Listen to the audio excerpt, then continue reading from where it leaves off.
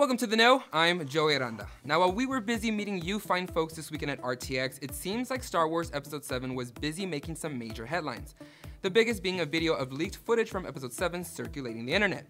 Oh man, not again Abrams. The video shows aircrafts flying all over the Frankfurt airport, and while it looks awesome, I don't know about you, but I feel like the buses you see all over the runways pretty much give it away that it is fake. That is, unless Episode 7 is supposed to leave the intergalactic universe and make its way down to good old planet Earth, but yeah, not happening. Although imagine if this is what Abrams was talking about when he said he would be using practicals and then this is what they came up with? I mean, Jesus, looks awesome. But no, instead this is a work of Frank Wunderlich, who used real footage of the German airport and injected a slew of awesome, digitally mastered crafts as they take the skies, cruise along runways, and wait for takeoff. I mean, looks incredible. But while that was fake, other Episode 7 news is fact and includes Kevin Smith and more casting updates. Now recently, the Jay and Silent Bob actor/director posted this picture on Instagram, completely overwhelmed after visiting the Episode 7 set. And while he couldn't talk about his experience then, he's now talking about what he saw, what made him cry, and what he thinks of J.J. Abrams. He said, quote, "I saw old friends who I haven't seen since my childhood, who aren't really my friends, but I love them more than some of my fucking relatives.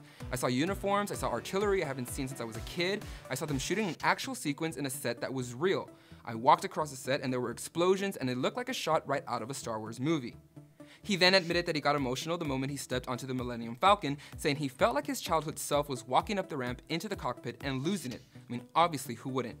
He said, quote, "When you walk on that set, man, I don't know how else to describe it except thusly, you use another pop culture reference to describe this pop culture phenomenon.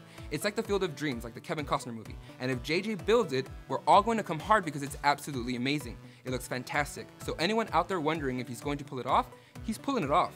He showed me cut scenes, he showed me sequences, images, pictures. I mean, I cried and I hugged that guy."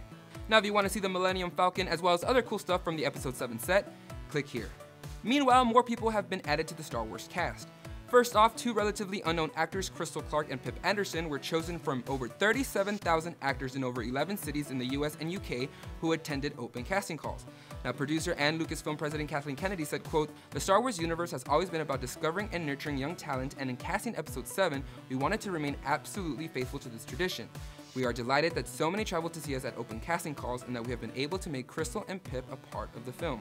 You'll soon be able to see Clark in The Moon and the Sun when it is released sometime next year, starring opposite former 007 himself, Pierce Brosnan.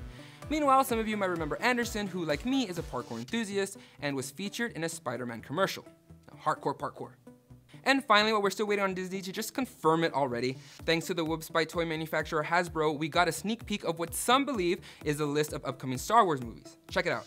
As you can see, a Boba Fett movie is expected to come out in 2016 following Episode 7, and according to the Inquisitor, Temuera Morrison is said to lend his voice once again to the fabled bounty hunter.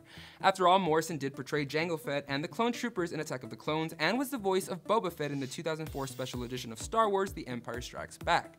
Of course, we'll keep you posted once we get an official word from Disney. That was a lot of Star Wars news. But as always, to keep up with the latest in video games and entertainment, make sure you like this video and subscribe to this channel so you can stay in the know.